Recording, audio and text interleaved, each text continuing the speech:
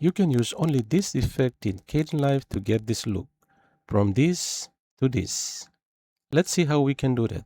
Here I have placed two video clips. It's the same video clip, but I duplicate that.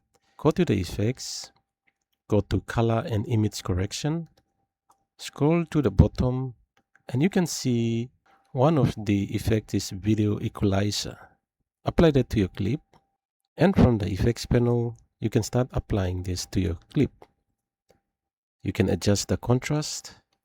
Don't go too much, maybe 1.25 or 2321, or if you want to go a little bit up, depending on the clip. Now in the brightness, at least go a little bit up, like 0.6 or 0.05. In the saturation, go all the way to 2. If you want to put more saturation to your clip. Gamma is applying the light. So if you see your video clip is a little bit in dark, use the gamma to add a little bit of light to it. And then you have the red gamma, which is the red light, and you have the green gamma, which is the green light. So apply a little bit of that, and you can see the difference. It gives you a kind of a vibe cinematic look, whichever way you want.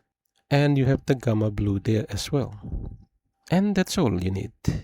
This is the before and the after. There you go. Thank you for watching.